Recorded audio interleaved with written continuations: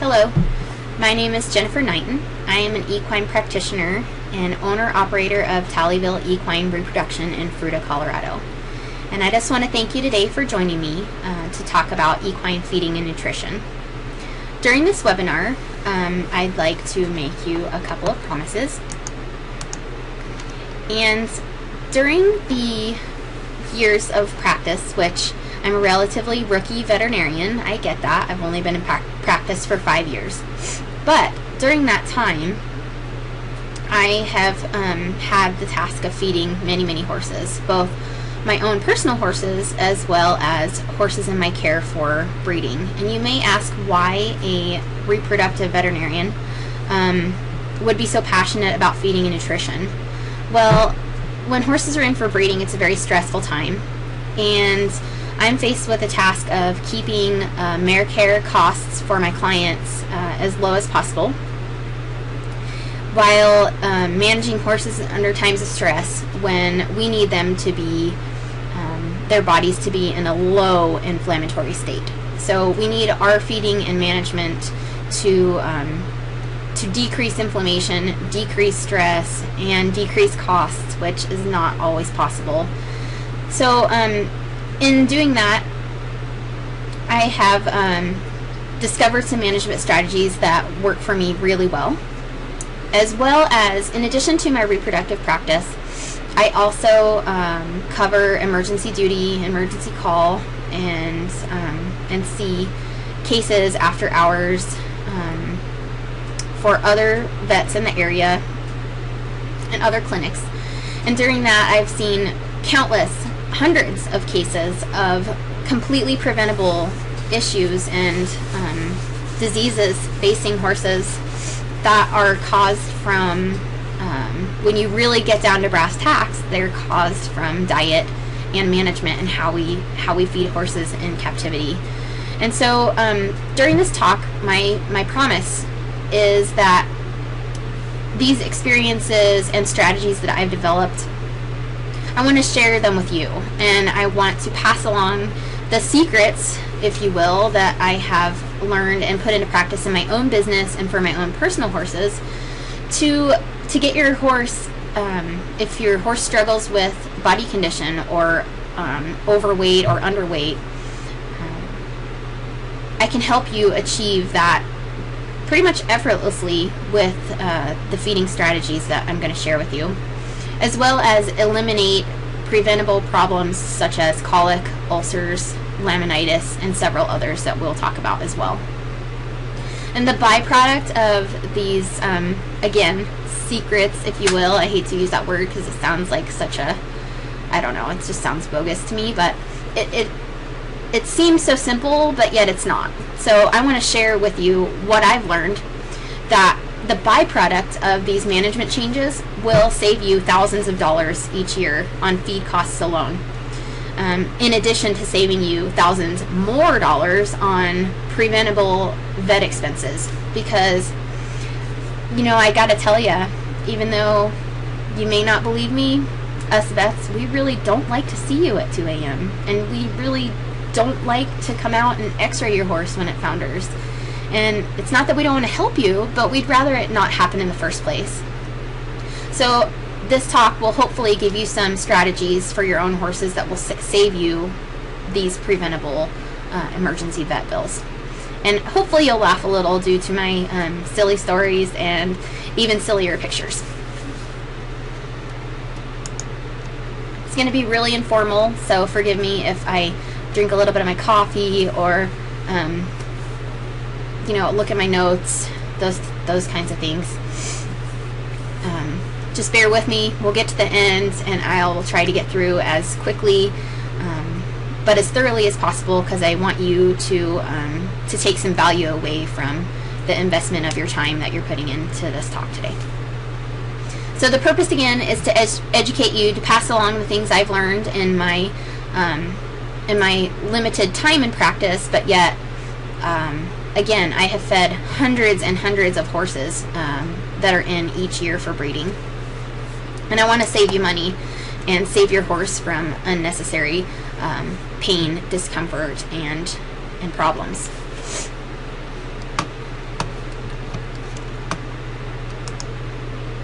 So there is an unlimited amount of information that, magazines, periodicals, that's on the internet. Why should you listen to me? Well, just a little bit of background on myself. I grew up in Florida on the West Coast near Tampa. This is a picture of Clearwater Beach here, Gulf of Mexico. And I did my undergraduate work after high school at Clemson University. Big land-grant university. Loved it. Beautiful weather.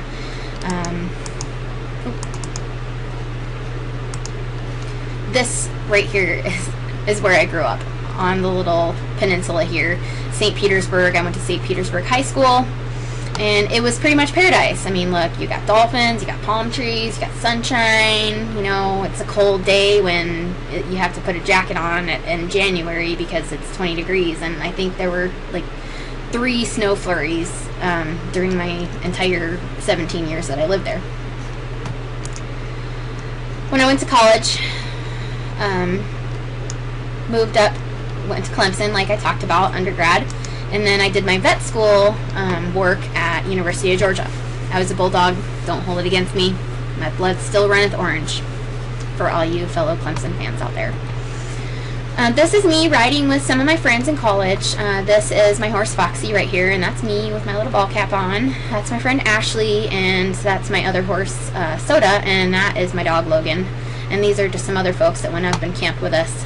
We are fording the river at Earl's Ford Campground, right up on the Chaga and Chattooga River in North Georgia.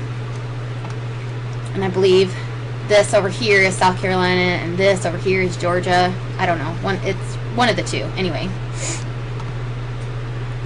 So after vet school, I did my internship. I did a year internship at South Valley Large Animal Clinic, which is in South Jordan, Utah. It is a very, very busy 7-doctor referral practice in South Jordan, Utah.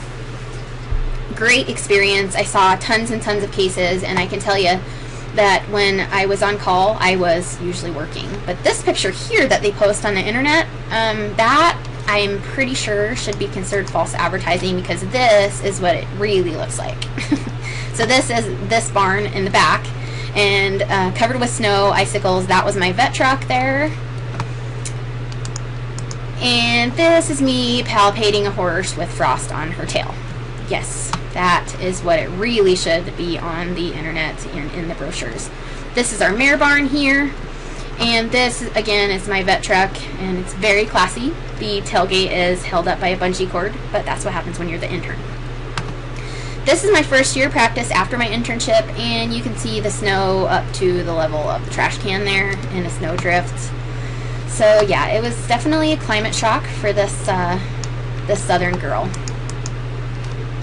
I say southern, which Florida is probably not really considered part of the South, but my time in Georgia and South Carolina kind of, I think, got me in under the radar there.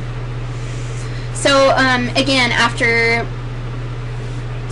growing up in the South and having horses out there, I held them out to out west when I moved out. Met my husband during my internship, and we both moved to Fruita, Colorado. And part of the reason that diet and nutrition is such a passion of mine in horses is because my family, we're very particular about what we eat ourselves. So we try to stay away from genetically modified foods, and we try to stick to an anti-inflammatory diet with very little wheat, very little dairy.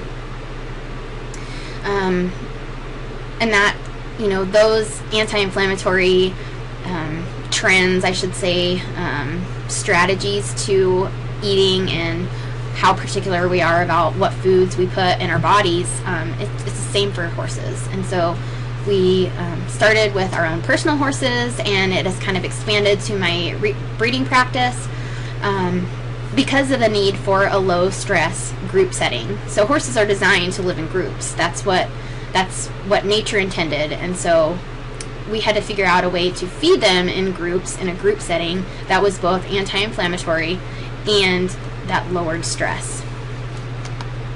So let's talk about some common health problems that are due to diet. and management practices that are typical to the way we feed horses these days. So some examples are colic, choke, gastric ulcers, obesity, which obesity is the main problem when we talk about metabolic disease and laminitis or founder. They both can be related back to obesity. So when you have too much fat in your body, and it's a percentage of body fat to muscle or bone or other weight, when you have a high percentage of fat, it really puts your everything out of whack. So all of your hormones are dependent on your metabolism and fat. Your fat soluble vitamins A, D, E, and K, if you remember that from elementary school, way back there. They're all, being obese wreaks havoc on your hormones and on your nutrient and vitamin absorption, and it causes metabolic problems. So laminitis is just, and metabolic disease are just symptoms of the bigger problem of obesity. And so the way we manage horses now, and I say we, meaning like the collective group of horse owners, so I'm putting my horse owner hat on here versus my veterinarian hat. So how do we feed horses? How do we manage them? Well, there's lots of different ways to do it, and you talk about when there's lots of different ways to do it, it means that there's not one really good way, right? And so I've picked a couple of pictures of various ways that we feed horses. We can put them in a stall, we can feed them hay, which this way of feeding, it does not allow their head to be in a natural grazing position. This way allows for their head to be in a natural grazing position, but there's a ton of waste here. And this way there's not as much waste, but there's stress because these horses are going to compete over the different piles. And here, this is as close to perfect as we're going to get, right? They're turned out on grass. But all of these things that all of these different strategies have in common is that, these horses are all confined. Typically we feed horses intermittently unless they're out on a pasture grazing. But there again, if it's not a huge pasture, they're going to run out of forage eventually. Most of the time we're going to give these horses extra concentrated food just because hay is bulky, it's tough to store. And then, the quality of forage varies, but still, if you're cutting and baling hay, most of the time you're going to take the time to fertilize and things like that. So we're going to feed horses a high quality ration. We're going to keep them confined.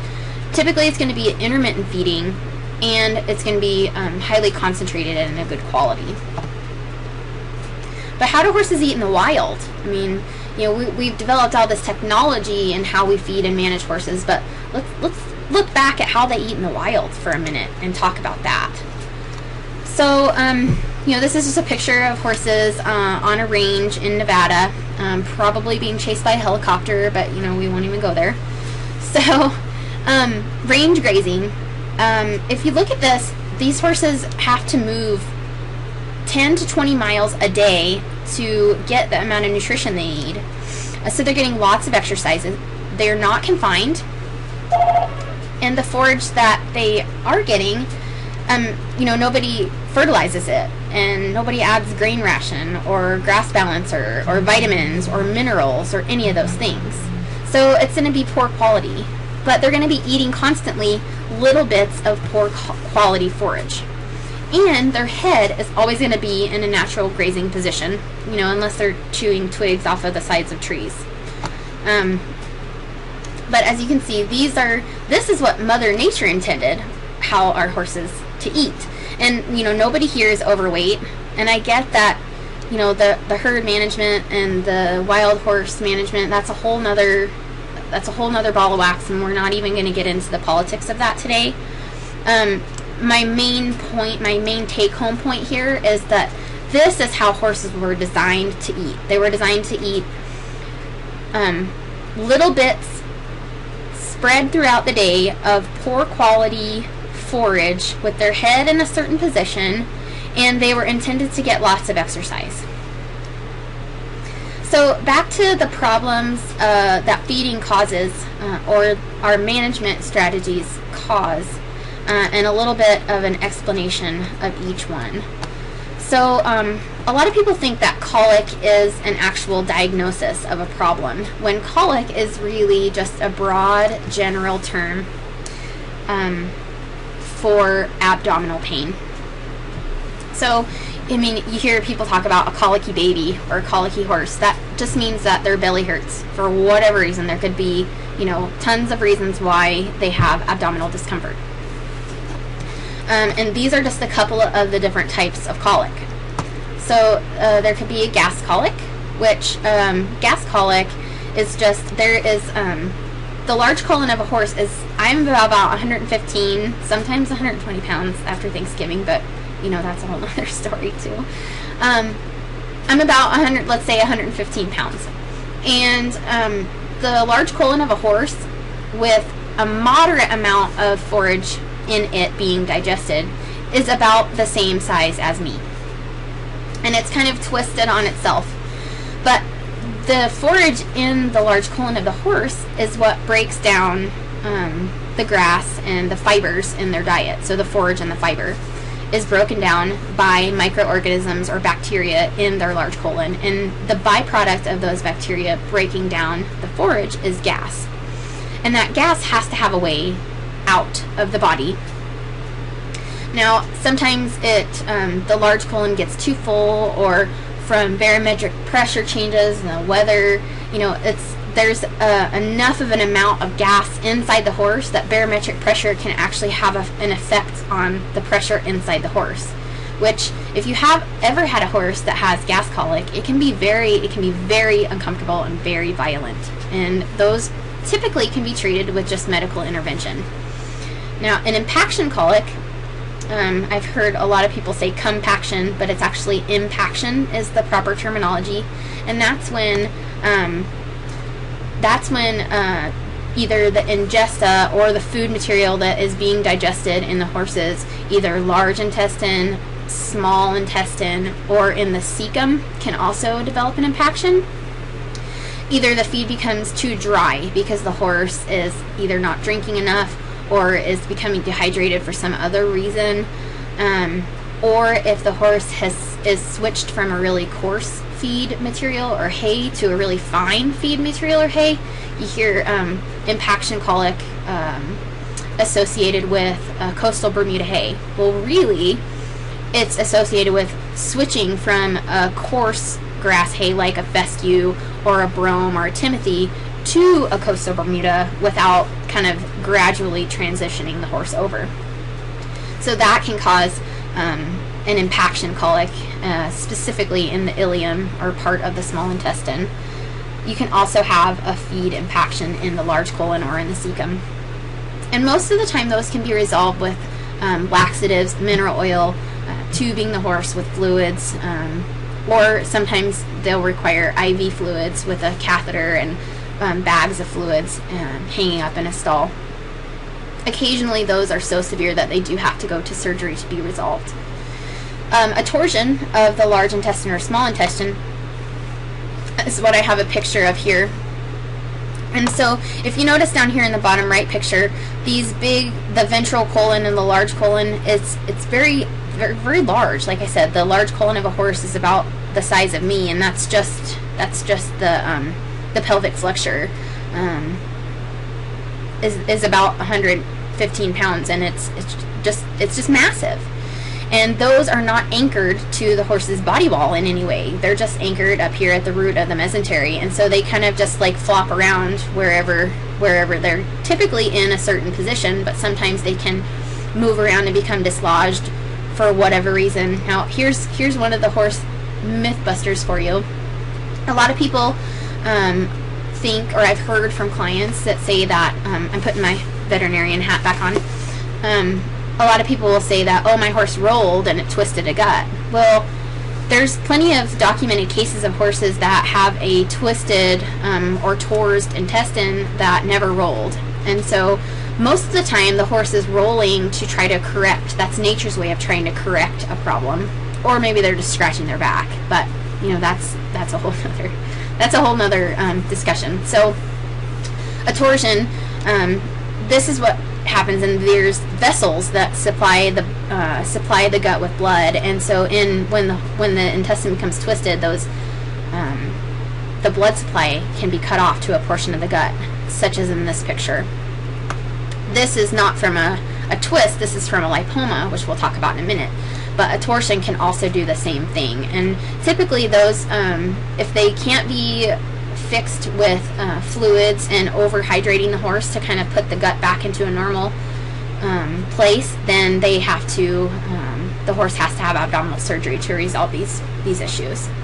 Rent, that's not, I'm not talking about the type of rent you pay to stay in your house or apartment. I'm talking about rent is also actually a hole in the mesentery. So if you notice there's a membrane, which this is probably a better one to look at. So this mesentery here that holds all of the intestine kind of together, and this is where all the blood supply to the intestine is in these membranes. Occasionally they can develop a hole, and then a loop of small intestine can find its way through that hole or the rent in the mesentery and can also cut off the blood supply. And these almost always require surgery to fix. So enterolith is a super fancy word for stone. Entero is inside the gut, and lith meaning stone. These are pictures of enteroliths that have been removed from horses' guts. Most of the time they are lodged in the transverse colon.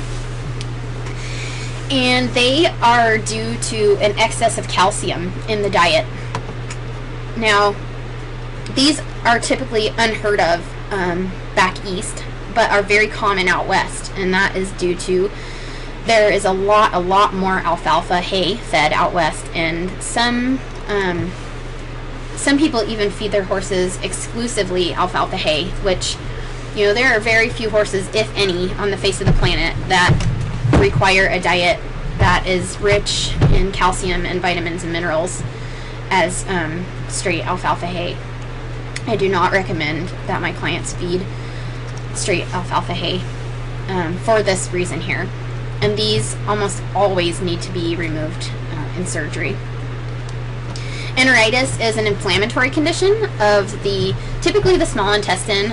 Colitis is inflammatory condition of the large intestine. Both can be very, very costly. Hundreds of thousands of dollars in fluids, because if you think about how big a horse is, they require a lot of fluids, and when a horse is having diarrhea, if you think gallons of diarrhea, you think you need to replace gallons of fluids and electrolytes. These can be very, very costly. And then finally, the last type of colic we're going to talk about today is a lipoma. And a lipoma, this picture is a little fuzzy, I apologize, but a lipoma is actually a fatty tumor that's on a stalk, and it wraps around the intestine and cuts off the blood supply. So you can see here the mesentery that we talked about, that membrane that kind of supplies the gut with blood. It cuts off the exit to the blood supply. The gut becomes congested and ends up dying, and if that is not fixed in surgery, then the horse will die. So moving on to another preventable problem that is caused by diet and management is choke. And a lot of times people will think their horse is colicking because they will have other symptoms. This is the first symptom people usually see, and that is green, gunky goop coming from their horse's nostrils. The horse will be coughing and retching. Pellets are the #1 cause of choke in a horse, and typically this is the greedy horses, and they're the ones that you just reach up a huge mouthful of pellets or beet pulp or whatever. Beet pulp is another really big contributing factor to this type of issue. So this is actually a view of the problem from an endoscope, which is a camera passed up the nostril and into the esophagus. And the difference between choke in people and choke in horses is that it's actually an obstruction of the esophagus, where in people, when we choke, it's blocking our trachea and not our esophagus, so it actually cuts our airway off. Versus the horse, it blocks their esophagus, so they can't swallow. And the horse continues to produce saliva, but it can't swallow it, so it comes out of their mouth and their nose, and they start to cough. This is a very this is an emergency, and it needs to be treated right away, because the longer this sits in there and the longer this sits in the esophagus, the more chance the horse has of breathing in this gross, goopy food and saliva mixture, which can cause a fatal pneumonia. And the treatment for this is heavy sedation, passing a tube up the nose, down into the esophagus, and pumping water into the tube to break up the lodged food bolus here. Gastric ulcers are another very common problem. In fact, studies are indicating that over 60% of horses in training have some level of gastric ulcers. This is what gastric ulcers look like. Horses have two portions of their stomach. They have a glandular portion, which is down here, and they have a non-glandular or squamous portion of their stomach, which is up here. And there is a line in between the two, which is actually called the Margo plicatus. There'll be a quiz later. You might want to write that down. I'm just kidding. You'll probably never need to know that ever. That's just a little trivia tidbit from good old boards, vet school boards. All right, moving on. Gastric ulcers. That's what these dark areas are. This is a very severe case. All of these are active gastric ulcers, and the yellow areas around it are areas of inflammation where the body is actually trying to heal itself. These horses that have this going on in their stomach, some common signs are poor appetite. The only symptom you might notice is just crabbiness, cinchiness. When you try to cinch up their saddle, they may reach back and try to bite you. Some of these horses will do a little mild colic after eating because their stomach hurts. They might paw a little and lay down for a while after they eat. Typically they're going to have a poor hair coat because, digestion begins in the stomach, and so they're not digesting their food properly, and so they're not going to be taking in as many nutrients. They might be taking in as much food, they're just not able to digest the nutrients properly. So they're gonna have a poor hair coat. They're never gonna be slick. Some of them will, but most of them won't. And then these are the horses that just really aren't food motivated. They could care less whether they eat or don't eat. A lot of times they're hard keepers. So all of these management conditions that we talked about in the beginning, these all contribute to gastric ulcers. The confinement, whether it's a stall or a paddock, dry lot, whatever it is. The concentrated rations. Grain is a big contributor to stomach ulcers and acid. Stress and training. And sometimes training is stressful for horses, but sometimes, what we think is the best life for a horse, if you have a horse that's been brought up as a show horse and they're used to a stall and a blanket and their own space and their own deal, turning a horse out in pasture with other horses might be the most stressful thing you can do. So stress is really a very individual concept, and it needs to be evaluated for each horse individually. Long periods between meals is a big contributor to ulcers, because when the stomach is empty, that acid is still being produced, and it will just wreak havoc on the squamous portion of the stomach and cause this situation here. The personality of the horse, again, we talked about different horses and different things being stressful. You have that horse that's constantly a basket case, and then you have that horse that's really stoic and nothing bothers it on the outside. Well, both of these personality types can be prone to ulcers because, the basket case is constantly scared, even though it expresses its fears and quote-unquote emotions. We won't get into, the cognitive level of horses, but the stoic horse also, that they hold everything inside, and they still are stressed. They just don't act on the stress, and they don't express their stress. So, it really is, it really doesn't matter what personality type that can be ulcers present nonetheless. The diagnosis of ulcers is ridiculously expensive. It requires heavy sedatives and an endoscope or 3-meter scope, which goes, again, up the horse's nose all the way into their stomach. It's a very expensive piece of equipment, and just the diagnosis can cost you an upwards of $400, plus sedatives, plus exam, plus blood work. And so, you know, $400 is kind of just scratching the surface of what it's going to cost to get your horse properly diagnosed. And then the treatment for ulcers, oh my gosh, $40 a day is what UlcerGuard and GastroGuard are running right now, and the horse may need to be on it for anywhere from 30 to 90 days, depending on the severity of the case. Obesity is extremely costly, but it's tough to avoid when you can find a horse and you don't work it enough. Okay, so this is one of the things I posted on my clinic's Facebook page after Thanksgiving, and you know, it's one of those funny things, but seriously, these horses,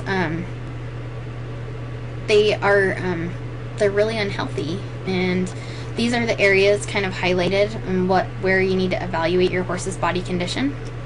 As a gift, a free gift for the people attending this webinar, we have worked with a mobile app designer to come up with an app, a free app that is my gift to you for attending this webinar. And with just a couple of clicks of your horse's information,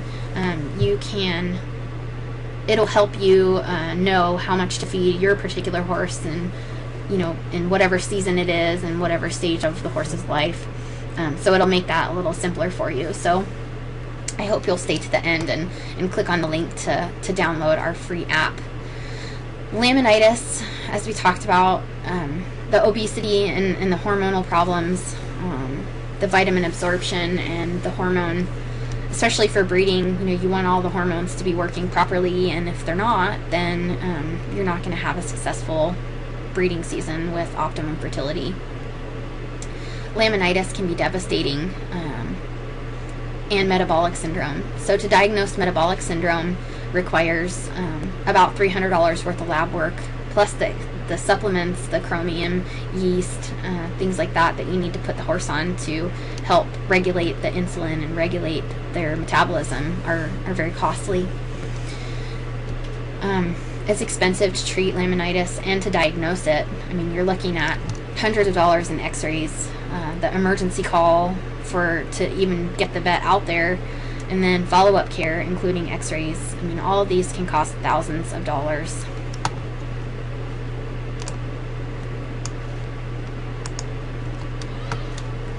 So the metabolic syndrome, you're looking at an insulin-resistant horse, which is similar but not the same as diabetes in people. They have problems metabolizing starches and sugars, and vitamin absorption, as we talked about earlier. The fat-soluble vitamins A, D, E, and K are the main ones that you have trouble with, but those vitamins are extremely vital to normal body functions. And then the hormone production and metabolism, and thank you to my daughter who likes to help mom on the computer. We'll just get rid of that. Those are the keys at the bottom that she can reach. She's 1, by the way, so she loves to help mom on the computer. Laminitis, another sequela to obesity. This is the classic laminitis stance. The whole walking on eggshells is called. Laminitis is actually a 4-leg disease, 4-foot disease. Most people think it only happens in the front end, but the reason that the horse camps back on the back end is because in a normal horse, they hold 60-ish% of their body weight on their front legs. And so they are trying to camp back to more evenly distribute the weight to all 4 of their legs to get the pressure off of their front legs, because they're so painful. So this is a diagram of laminitis and the changes that occur during laminitis. And as the itis indicates, it is an inflammatory condition. And by definition, inflammation of the lamina. And the lamina are actually what hold the coffin bone here. This is the coffin bone, short pastern bone, long pastern bone, and the navicular bone right in here. So the lamina are actually what hold the coffin bone into the hoof. So this, in a normal horse, the hoof wall here, indicated by the yellow line, is pretty parallel to the front or the dorsal part of the coffin bone. And there are, if you look at the little web, the little, what do you call that thing in the bottom, the thumbnail of the video, if you look at the video, the lamina kind of interlock like my fingers, like this, and they hold the coffin bone to the hoof wall. Well, when they become inflamed, they let go and they loosen up, and the connection loosens up. This structure back here is the deep digital flexor tendon, and it pulls on the coffin bone in this direction. So when you have loosening here and pulling here, what you get is a rotation of this bone. Okay, and so this bone rotates the point down, and in severe cases, it can actually come out the bottom of the hoof, which is absolutely devastating and just unbearably painful for the horse. This is an actual radiograph of a rotated coffin bone here, and you can actually see the gas pocket of where the lamina have let go, and this is most likely filled with blood here, which shows up dark on an x-ray. And you can see that this bone here has actually started to remodel. They call that a ski tip on the end of the coffin bone, and there's hardly any sole underneath that bone to protect that horse. And you know, I can tell you that this horse right here is ridiculously painful. And since this is not an option for horses, I wish we could put them in a wheelchair when their feet hurt, but we can't. They have to be able to stand up. There are options for slinging, but those come with round-the-clock care and just unmeasurable expense for nursing care. Comes with a whole nother set of options. So, you know, even though we're in this together, it just seems like, you know, we just can't win. We have to make a decision between feeding free choice and feeding intermittently. Those are kind of our two choices. So they each have pros and cons, right? So free choice feeding is easy, keeps their stomach full, which is going to reduce gastric ulcers, and it reduces the need for grain because they're going to be fat if you just feed them free choice all the time. It's less stress because they don't have to compete as much for food, and they don't have to run each other off and think that every time you feed them it's going to be their last meal. On the other hand, you know, they're going to be obese, and that comes with its own set of issues, as we just talked about, laminitis, metabolic syndrome. Or we can feed intermittently, which also has pros and cons. So it's inconvenient and labor intensive. So even if you're feeding yourself, you know, time is money, right? You're going to have to be there to feed 2, 3, 4 times a day. Some people even feed 5 to 6 times a day, depending on their horse's needs. It does help with obesity, but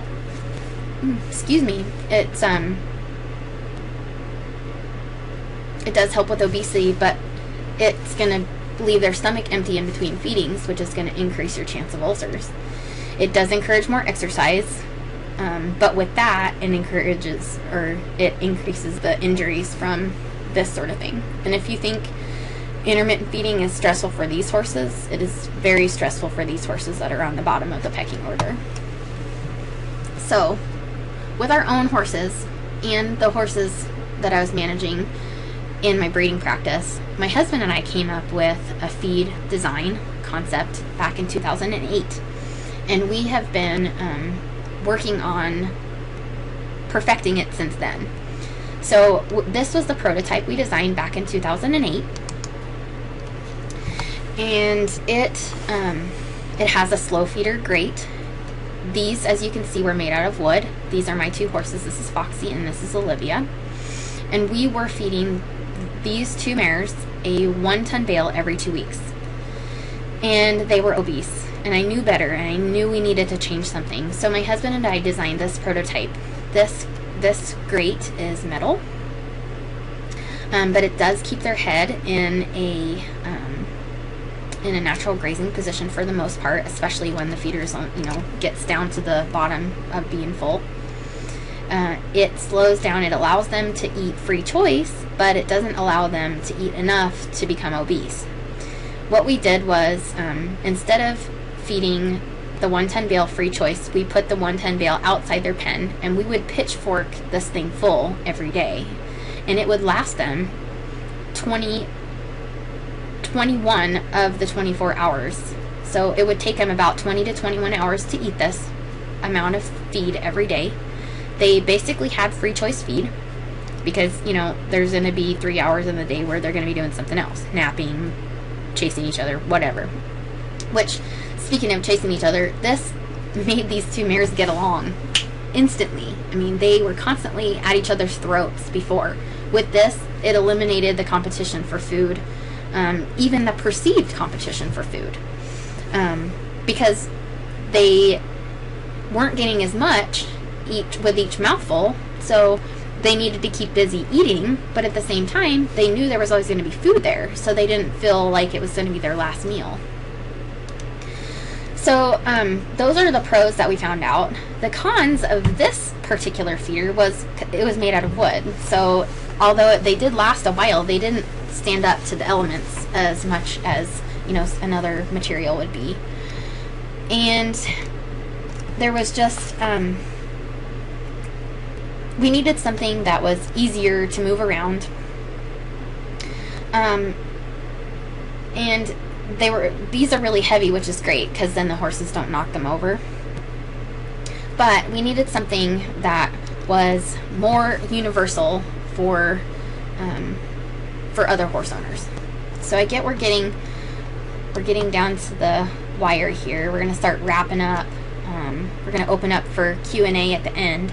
But I just wanted to tell you about we took the pros and cons of this feeder. We consulted with a couple of engineers. We invested a couple $1,000s to get some input from some engineers on this, making this product kind of a more universal product. And this is what we came up with. So, well, once again, back to the pros of this type of feeding with a slow box type feeder intermittently. It's free choice. It eliminates obesity. Our mares went from being obese to being ideal body condition score within 1 month, with no extra effort other than feeding in this feeder. It minimizes the time between feedings. It decreases hay costs. In fact, we went from feeding a 1-ton bale every 2 weeks to feeding a 1-ton bale every 6 weeks. So it reduced our hay costs alone by almost 70%. That is huge savings, huge. It decreased the competition between the mares and therefore injuries. It kept their head in a normal grazing position. It's more like the range grazing. Reduces stress, saves the need for concentrated feed. We were only feeding a grass balancer ration, which provides the vitamins and minerals and nutrients that grass hay doesn't provide. And it saved us tons of money, not only on feed costs, but on waste. There's virtually no waste when you feed like this.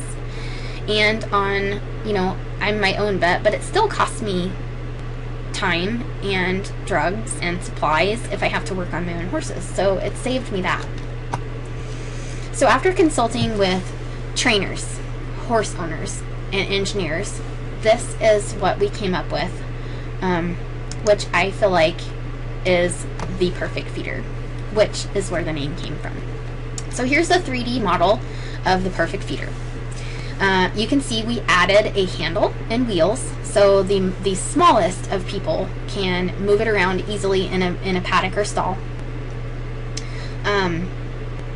which makes moving it around easier. And we also added a chamber in the bottom of the feeder, and that can be filled with water or sand, which, depending on the climate, obviously if it's wintertime and you're in an area that freezes, you don't want to put water in it when it's freezing because it'll break. But you can put sand in it and water in the summertime, and it'll weigh it down so it won't move even with the rowdiest of horses. We tweak the size so it hardly ever tips over. I mean, every now and then you'll get the crazy horse, but the chamber is designed to fix that because it weighs the bottom down, so it's very, very difficult to turn over. The material is no longer wood. It's made out of a rotationally molded plastic, which is extremely durable, similar to a Rubbermaid water trough. Those things are practically indestructible. And we made it one piece, which is great because there's no clunky pieces to put together. So you're ordering one piece, and it's super easy. You get it out of the box, you put your couple flakes of hay in it, you throw the grate in, and you're good to go. The grate, we also changed the material of the grate. We found that some horses, not all, but some horses were having unnecessary wear on the enamel of their teeth with the metal grate. So we changed the grate to be not only durable, but it's now also made out of a plastic material, which is very, very durable, but it also doesn't unnecessarily wear the horse's teeth, unlike some of the other feeders that are currently on the market, the slow feeders. So the prototype models that we've tested, that we've got out right now, are getting extremely great feedback, not only for body condition, but also for just the horse's general health overall and stress level. This is great for people who have one horse, and this is also great for people who have several. So it's going to help you cut your feed costs per horse by about $100 to $150 for each horse. That's very significant savings, especially if you're feeding several horses to your final bill. But that's just in feed costs. You're also going to be saving money on hay, on waste due to decreased waste, and you're going to be saving money on labor. Or if you're not paying somebody, if you're feeding yourself, you're going to be saving yourself time, which time is money, right? Then you can be doing other things, like enjoying your horse, or riding your horse, or brushing your horse, or whatever it is that you want to do with your horse. And it's also going to save you vet bills, because this feeder virtually eliminates colic, choke, gastric ulcers. Now, you know, no way of feeding and no product is going to completely eliminate things, certain types of colic, but this feeder eliminates almost all of them. So after doing our research, after doing our homework, and after talking to distributors about this product, they recommended a price of $337 for the Perfect Feeder, which at full price will pay for itself with only one horse in less than 3 months. Great deal. But as our thank you for attending this webinar, we are going to make these available to you, to each one of you, for just $247. Great deal, because now it's going to pay for itself in 2 months, even if you only have one horse. Now, if you have several horses and you need 2 Perfect Feeders, we're going to sell you 2 of them for $447. So therefore, that is going to even save you even more money. So just think, if you could save $125 per horse per month on your feed costs, how much money would you save each year? It's a really big number. So again, I know we're coming up on the hour mark, and we're going to do some questions and answers at the end. But I just want to make sure that you have the opportunity, if you'd like to purchase a Perfect Feeder for yourself and your horses. If you'll just click the link below, and if you're ordering it as a gift, be sure to include the shipping address when you check out.